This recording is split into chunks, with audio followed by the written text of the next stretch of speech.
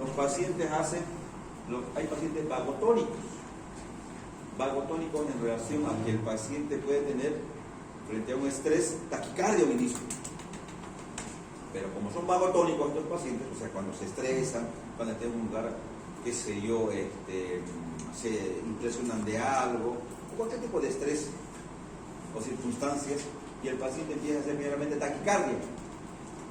Pero como son vagotónicos, actúa el vago, ¿qué hace? Bradicardia. Y el paciente está taquicárdico, que hay bradicardia, y como hay bradicardia, ¿qué pasa? El gasto cardíaco va a disminuir y por ende lo que es la irrigación y demás, al cerebro llega menos sangre y el paciente empieza a tener bloom. ¿Lo han visto o no han visto? Pero el hospital es lo más común, hemos visto ahí en algunas prácticas el paciente, ¿qué pasó? Se ponen pálidos y muchos directamente se tumban o algunos se sientan, por decir. Son pacientes que tienen lo que se llama, son vagotónicos. ¿Entendido? No es que no desayunaron, tú le tomas glicemia, está normal. Claro, hay pacientes diabéticos que para hacer hipoglicemia es claro, es otra cosa. Pero, ¿cómo haría en ese paciente? A ver, ¿quién da un tratamiento? Van a ver, es frecuente. Es muy frecuente eso, ver que el paciente se puede perder la conciencia, puede tener una lipotimia y el paciente se toma. ¿Qué hacemos? ¿Qué hacemos? Los médicos, ¿qué van a hacer? Ya que no médicos, ustedes son médicos. No importa evitar la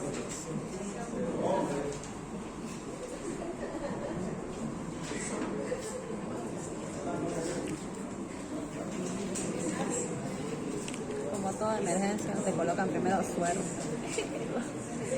Yo haciendo tareas de otra materia de semiología.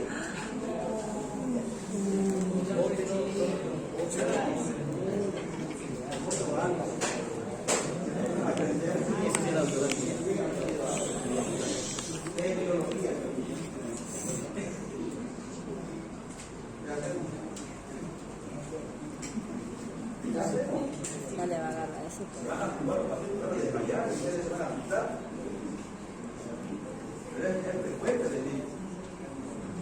Claro, lo que hace es recostar al paciente, colocar los pies más elevados que la cabeza, nada más, para que el retorno cardíaco, la sangre y demás vaya más hacia la irrigación cerebral. Repito, tú agarras al paciente que se desmaya. Tenés que elevar los miembros inferiores para que el paciente tenga mayor retorno, pues, ¿no?, de sangre y la sangre vaya a irrigar el cerebro. Van a ver en algunas situaciones, cuando está haciendo una toracocentesis, estamos hinchando y el paciente, estoy mal, estoy pálido, y se tumba el paciente.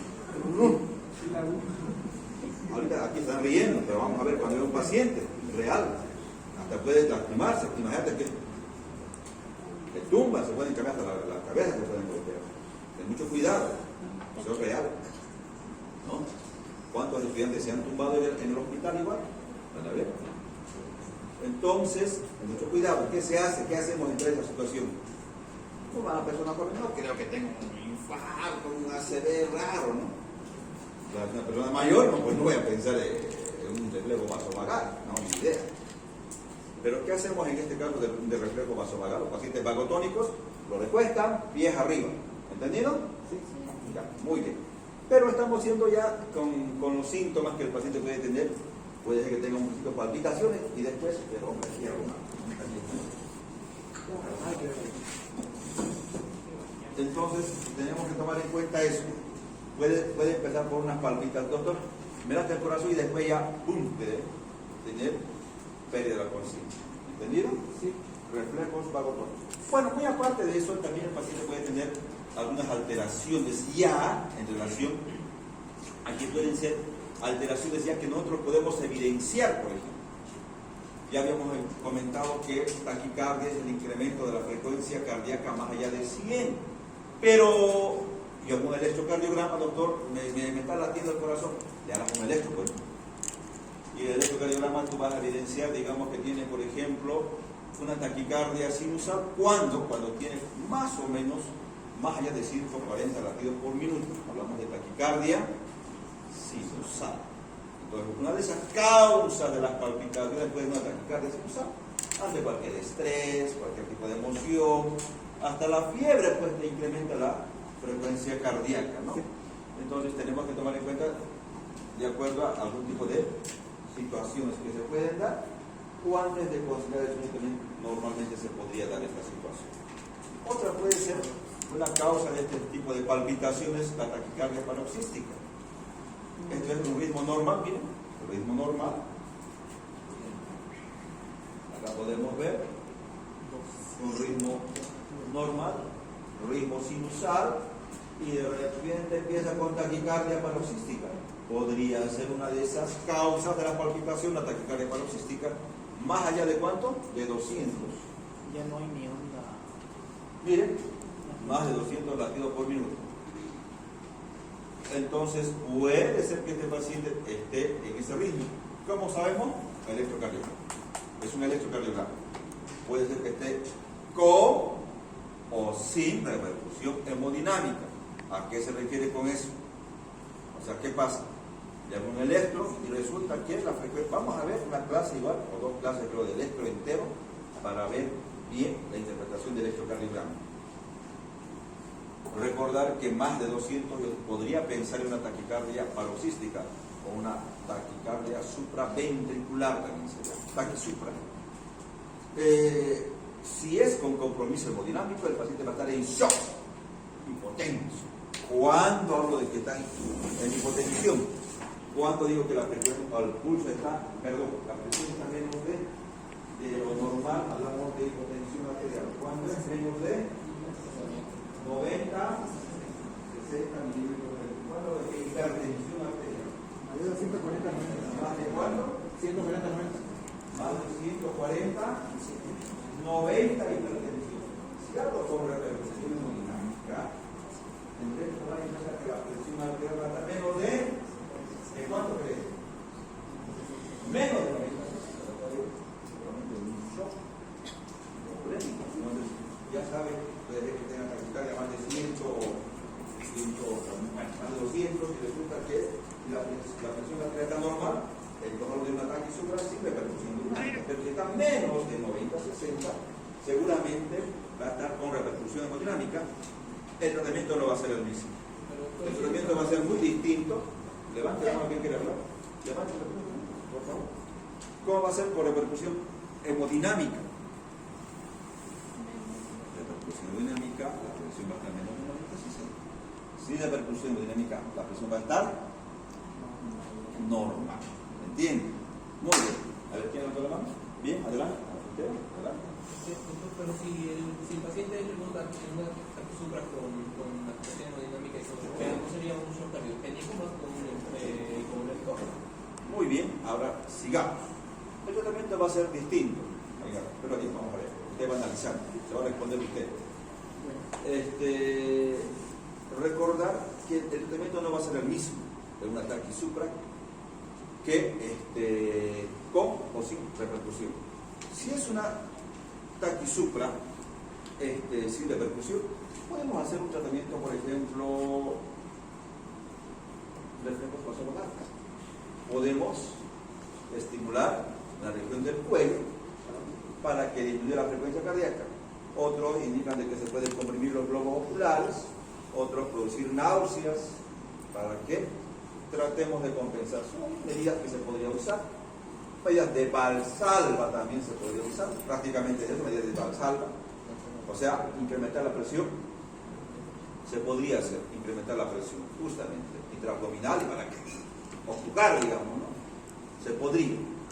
Pero si es que no da resultado eso, repito, estamos sin repercusión dinámica, estamos solamente con taquisupra, presión normal. Yo podría intentar dar otros medicamentos, si es que no me está ayudando esto. Verapamilo podría ser amiodarona clásica que puede usar en taquisupra y también en una taquiventricular que te va a ayudar. Entonces, sí, amiodarona podemos clásico, amiodarona. Pero no voy a usar todavía, digamos, cardioversión si es que me resulta. Generalmente resulta verapamilo o si no amiodarona. revierte con eso. Pero si está con repercusión hemodinámica, el paciente puede revertir con cardioversión eléctrica. Hay que hacer cardioversión eléctrica. Esa sería la conducta en este tipo de casos. ¿Se entendió esta parte? Ahora, evidentemente, tener en cuenta que cualquier alteración, justamente lo que su compañero decía, ¿qué está pasando acá? ¿Qué está pasando? El shock puede ser de distinto, digamos, tipo. Puede ser un shock cardiogénico, hipovolémico, un shock de tipo distributivo o un shock constructivo. ¿Sí? Sí. ¿Estamos de acuerdo? ¿Shock cardiogénico qué está fallando? La bomba. Evidentemente la bomba. ¿Qué está produciendo? Si está mucho el corazón, pero ahí está prácticamente, pues no está dejando que llegue el retorno justamente y no hay una precarga adecuada y seguramente va a haber una disminución del gasto cardíaco. ¿Se entendió ahora? Muy bien. ¿Qué hay que hacer? Revertir eso. Ya saben cómo revertir. ¿Entendido? Entonces ya sabemos, pero no vamos a esperar que el paciente no, si tú lo dejas en progresión, no reviertes. Esto claro, va a tener daños tremendos a nivel de lo que es el sistema en general. ¿Se entendió? ¿Lo entendieron? ¿Quién no lo entendió? Bueno, en conclusión, yo tengo que tomar en cuenta que cualquier alteración, ya sea en la bomba, me va a dar alteraciones, ya sea en el gasto cardíaco. En conclusión, ya saben cómo revertir un problema de taquicardia supraventricular. Ya dijimos, uno, taquicardia sinusal, no da nada, la patología de base. Taquicardia paroxística podría ser la otra situación. Y las otras podrían ser extrasístoles, que son frecuentes en esta población. Muy frecuentes. ¿Qué va a pasar? El paciente, a momentos siento que mi corazón me late bastante. ¿Qué tendrás que hacer? Un electrocardiograma. Palpitaciones instantáneas fugaces.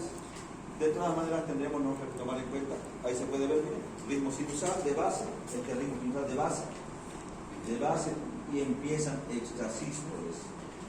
Cuando son aberrantes, diferentes a las de base, son ventriculares. Esta es una ventricular, aberrante. O sea, muy distinta a esta de base, aparece una de esas. Muy distinta a la de base. Entonces hablamos de ser una extrasístole de origen ventricular. También puede ser que existan extrasístoles auriculares. Las auriculares son muy similares a las de base. Están muy diferentes, aberrantes, entonces es seguro que es ventricular. De todas maneras, la corrección de estas extrasístoles ventriculares, igual un antiarrítmico clásico, amiadorón, se puede usar, por vía oral, sin problema. Si es una urgencia, será endovenoso, ¿no? O endovenoso, como se dice. Mientras menos usemos vías, mientras menos usemos sondas, mientras menos usamos sondas de cualquier tipo, mejor para el paciente. Pero si tú le colocas sonda vesical, nasogástrica, por aquí una vía, otra vía, estás produciendo sobreinfecciones probablemente, o puede llevar a sobreinfecciones. Se tiene que decir, mientras menos vías, mientras menos sondas, mientras menos todo emplee, menos riesgo de sobreinfección. ¿Entendido? Porque a veces uno quiere colocarle de todo y al final son puertas de entrada para los procesos infecciosos. Y el paciente fiebre, no mejora. ¿Entendió? Mientras menos sondas y catéteres y vías tenga, mejor. O mientras más antes puede retirarse, mejor. Menos un foco de infección en el paciente. Bueno, entonces ya sabemos, puede ser con pausa compensadora completa, son las ventriculares. Y cuando no es con pausa compensadora completa, es las auriculares. Ahora, depende mucho de la pausa también. Pero ya podemos ver, cuando veamos el electro, vamos a ver con más detalle seguramente. Síncope, ahí puede ver justamente lo que habíamos comentado. Un paciente puede tener un síncope, puede tener brusca de lo que es el estado de conciencia de forma transitoria. Puede tener este paciente con lo que es una pérdida completa de la cuerda muscular y tumbarse, ¿no? Caer al suelo. Puede ser, en casos extremos, repito, puede ser también que sea un proceso y un problema cardíaco. ¿Quiénes hacen generalmente, por ejemplo, lipotimias, porque hacen síncope? Pacientes cardiópatas. Imagínense un paciente chagásico, frecuencia cardíaca menos de 60, 40, 30 de frecuencia. ¿Qué va a pasar? Disminución de gasto cardíaco, disminución de lo que es la irrigación cerebral y el paciente blanco. Un bloqueo completo, bloqueo de tercer grado auriculoventricular puede llevar a esto. Pacientes chagásicos.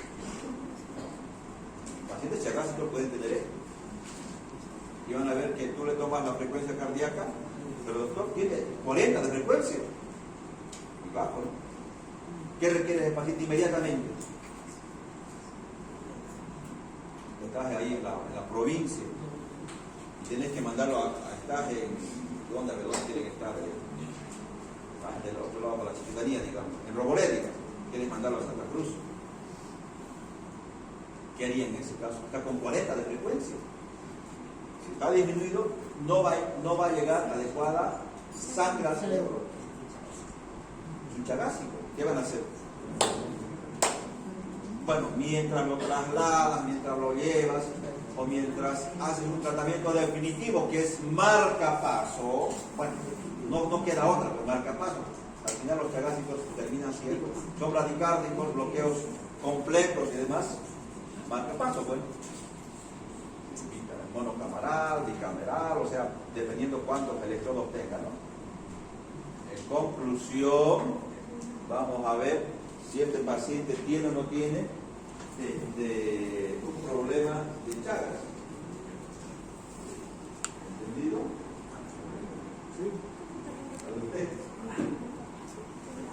¿Cómo se entiende Chagas? Marcapaso dijo que eso sería, pero dice que podemos hacer hasta el momento, hasta que le coloquen el marcapaso. Todavía no dijo. Dijo, está preguntando acá porque...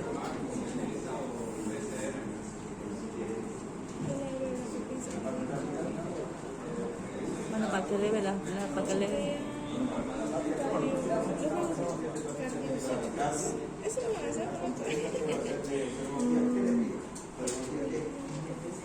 Los cardiopotenciadores, para la cual puede ser el carvedilol, la amoyadora. Ay, para Chagas, ¿quién hay que tener el electro? No, puede ser bloqueo de la Dioxina. Si está bradicárdico, piensa en un bloqueo completo.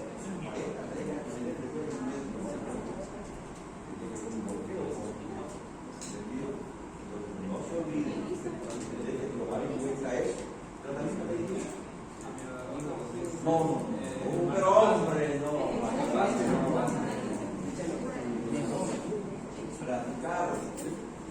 En la taquicardia hemos visto completo.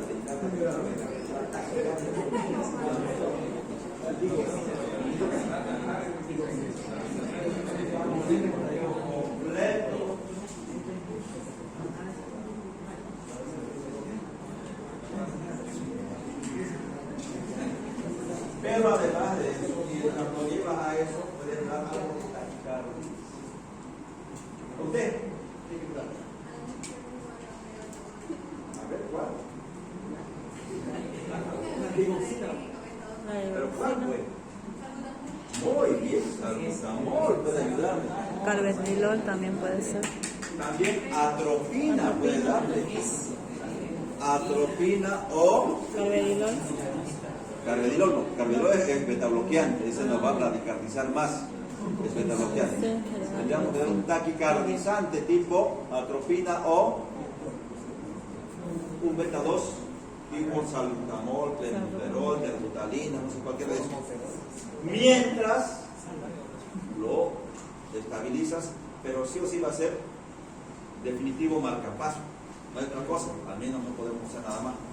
¿Entendió esa parte? Sí. Entonces estamos relacionando lo que el paciente puede tener. Claro, también puede ser un ACV isquémico. Puede ser que el paciente se haga, bueno, ACV. Cuando veamos la parte neurológica vamos a ver cómo se valora un paciente con un ACV. seguramente el paciente que tiene un ACV, ¿de dónde va a llegar el trombo? ¿De dónde llega? O sea, ¿qué pasa con ACV? A ver, ¿quién me puede explicar? A ver, ¿dónde está? Levante la mano. A nivel arterial. Ya, pero ¿cómo? ¿Dónde? ¿Qué pasó? A ver, Puede ser un trombo mural. ya, un trombo, ¿ya? ¿De dónde? Ventrículo izquierdo. Pero ¿qué pasó? ¿De dónde se formó? ¿Por qué llegó ese trombo? Una vegetación. Una vegetación. Tiene idea, pero no es así. Vegetación en la parte. Ya, podría ser. Pues- Pero tiene idea. ¿Alguien más? Por un aneurisma apical a nivel del ventrículo izquierdo. Pero, hombre, podría ser. ¿Ya había alguien más?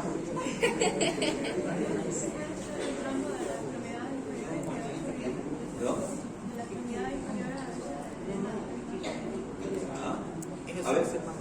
A ver si les voy a preguntar esto en la parte práctica, así es que atiendan. Estamos pensando que podría ser un ACV isquémico, mira, un ACV isquémico, y el paciente se tumbó y lo pillamos qué sé yo, en la casa, en el domicilio, estaba duchando y lo encontramos botado ahí, no sé, ahí en la ducha. Pero resulta que, ¿de dónde viene ese trombo? ¿De dónde va a dar origen? El paciente puede que esté tumbado ahí en la ducha y despertó, doctor, y no mueve la mitad del cuerpo. Es un ACV, pues. La mitad no lo moviliza. Seguro que es un ACV. Isquémico o hemorrágico habrá que determinar con una tomografía. Pero si fuera el caso de un ACV isquémico, el trombo puede producirse acá, en una fibrilación auricular, en una arritmia cardíaca. La fibrilación, recordad que están las aurículas fibrilando, no hacen sístole, diástole, no hacen esto. Normalmente es esto, bueno, 70, 80 por minuto, ¿verdad? Aurícula, ventrículo, sí, así es, ¿no? Pero ¿qué pasa cuando hay una arritmia, una fibrilación? El corazón hace esto, fibrila. Y los latidos no están pues a 60, debe estar a 100, 200, no sé. Bien acelerado, pero ahí están fibrilando. Ahora también viene el aleteo también ahí va. O sea que no hacen una contracción efectiva. ¿Se entiende? Hacen esto, fibrilan. Son muchas contracciones que tienen por minuto, pero lo que pasa es que ese paciente, como existe lo que se llama esta fibrilación, acá va a haber una rémola circulatoria. Y eso produce trombos, ¿dónde? En la aurícula izquierda. Bueno, las dos pueden ser, pero en este caso es la aurícula izquierda. De la aurícula izquierda va a pasar al ventrículo izquierdo por las válvulas tricuspidias, ¿no? Bien, a ver, levante la mano, tricuspidia. Levante las manos que son tricuspidias en el lado izquierdo. Las bicuspidias o mitral en el lado izquierdo. En el lado izquierdo, ¿qué válvula está? Pero hombre, no responde. ¿Dónde están las válvulas? La válvula mitral.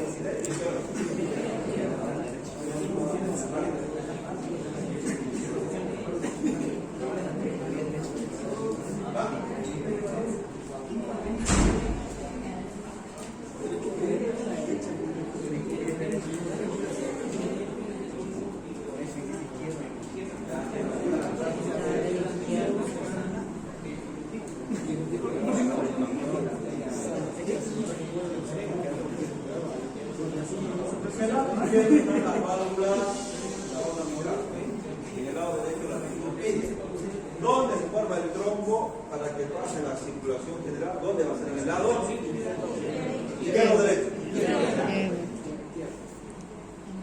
El lado izquierdo. O sea, miren, está aquí el lado izquierdo. Aurícula izquierda pasa al ventrículo izquierdo. Del ventrículo izquierdo pasa a la aurícula. ¿Sí? Perdón, a la aorta. ¿Y dónde va de la aorta? Es una lotería, no sabes dónde va a ir. Porque puede ser que vaya de la aorta, se va para abajo, a la descendente, o se va a lo que es acá arriba, a las carótidas, o se va a la región braquial, no sabemos dónde se va. donde va a ser un trombo, o sea, una trombosis. El trombo, ¿dónde? No sé dónde. Conclusión, si te va hacia la carótida, recordar quiénes forman el polígono de Willis. Arteria carótida interna y la... A ver, ustedes que ayudan de anatomía. A ver, no. El Willis está formado por la arteria carótida interna y la arteria vertebral, tiene derecha. Ya, y forman el polígono de Willis, ¿no? Sí, sí. No sabes dónde va a llegar el trombo. Y si llega, no sabes. Si llega al hemisferio del lado izquierdo o al lado derecho, no sabes dónde va a llegar. Ese trombo puede ser que llegue al lado izquierdo, digamos. Y si llega a ser un ACV en el hemisferio del lado izquierdo, la lesión va a ser contralateral, vale decir, la parecia va a ser en el lado Derecho. va a tener un déficit motor hemiplegia brachiocular derecha o hemiparesia brachiocular derecha. Si la lesión está en el hemisferio del lado derecho, la lesión va a estar igual contralateral, a este lado. La pregunta es cuál es el lóbulo dominante, ¿es el derecho o el izquierdo? A ver, ¿quiénes dicen que el izquierdo es el lóbulo dominante? Levanten la mano.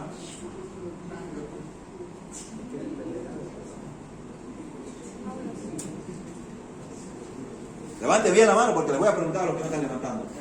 ¿Usted? ¿Qué dice? ¿Usted? El que está en contra de ¿Usted qué dice? ¿Está con lente? ¿Sí? No sabe. A ver, escúchenme. El lóbulo dominante ya está bien, baje en el lado izquierdo.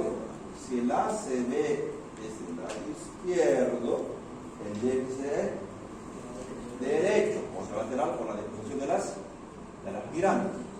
Cuando el paciente tiene un ACV del lado izquierdo, el paciente es afásico. No habla. Es fácil, porque es el lóbulo dominante en la gran mayoría de las personas. Ya saben, cuando vean del derecho a este paciente del lado izquierdo, seguramente va a estar afásico. La afasia es la dificultad que el paciente tiene en articular la palabra hablar. ¿Alguien quiere hablar acá? ¿Usted quiere hablarlo? Adelante. Los órganos más afectados por las trombosis en el corazón son el cerebro y los riñones. Ya, sí, podría ser, no sabe, es una lotería. Sale de la aorta, ¿dónde va? No sabe.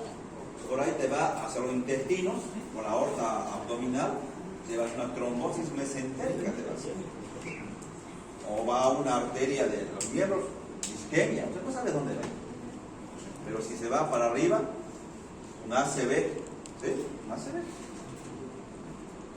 Doctor, pero no tiene trombos, le hicimos un ecocardiograma Doppler color, no tiene nada de trombos, hasta le hicimos un ecocardiograma transesofágico, o sea, por el esófago, para ver si hay trombos o no en las aurículas, y no los tiene. ¿De dónde viene ese trombo para hacer un ACV? ¿Me entendieron la pregunta? A ver, ¿quién está al fondo aquí, al final, al lado de la puerta? Al fondo, ¿quién está en esta fila? ¿Cuál es su nombre?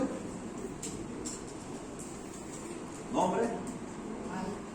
¿Perdón? Omar, a ver usted, Omar. ¿Me entiende la pregunta? ¿Cuál es la pregunta? Pero hombre. ¿De al lado? ¿Quién está al lado? ¿Su nombre? Pero hombre. ¿De al lado? ¿Qué era la pregunta? ¿Al lado?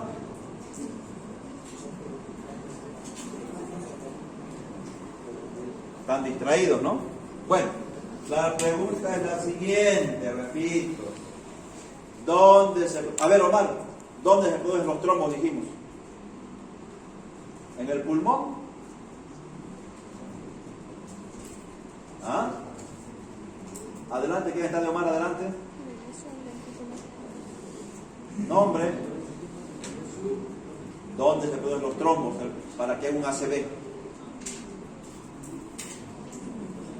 ¿En el riñón? Adelante, ¿quién está de Jesús? Nombre. ¿Perdón? ¿Batman? ¿Perdón?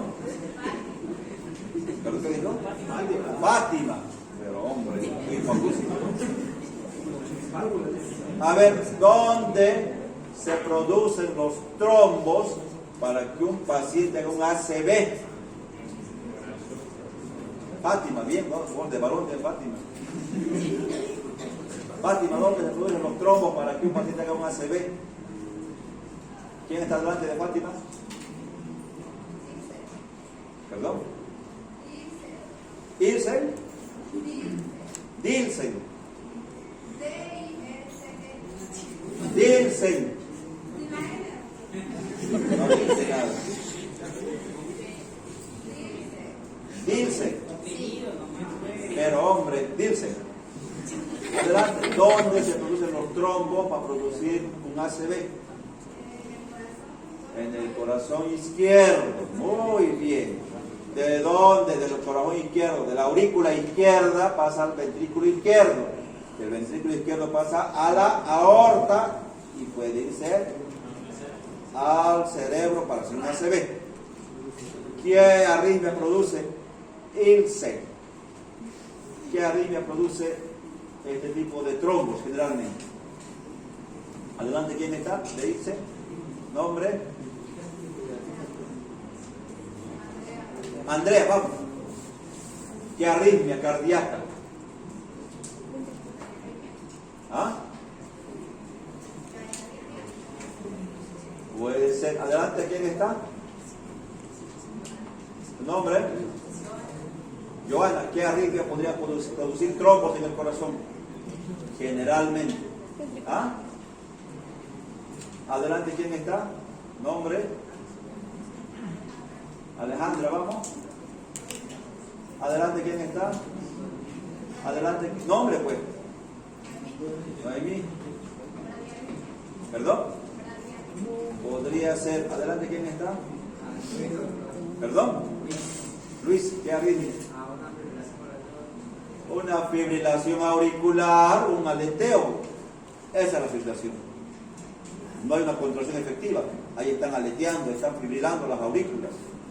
La respuesta, ¿dónde está Omar? ¿Cuál es la respuesta?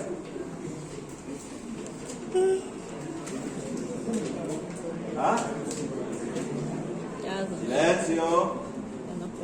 Omar, ¿dónde se producen los trombos para producir un ACV? Omar. Pero hombre, pase adelante, Omar. ¿Quién es Omar?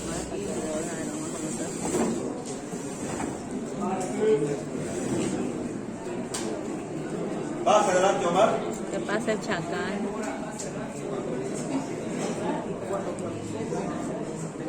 Van a quedar sin latiendo. Hace esto, fibrila, ¿verdad? Está fibrilando, está leteando. ¿Cómo está? No hay una contracción adecuada, entonces, cuando está fibrilando, pues hace una rémola circulatoria y gira la sangre, bla, bla, bla. Esa rémola circulatoria hace que produzca trombos, coágulos. Ese trombo se produce en la aurícula izquierda. Puede pasar de la aurícula izquierda al ventrículo izquierdo y luego a la aorta y va al cerebro y es una ACV. Pero la pregunta era, doctor, le hicimos ecocardiograma, no tiene trombos, pero tiene ACV. Le hicimos un transesofágico, que es mucho mejor para ver la aurícula, no tiene trombos y tiene ACV. ¿De dónde viene ese trombo? Una fibrilación. No, eso te da una tromboembolia pulmonar, nada que ver. A no ser que tenga algo muy raro, te da tromboembolia pulmonar. ¿Por qué? Porque recordad que llega al ventrículo derecho y va a las arterias pulmonares, no pasa más, ahí se queda.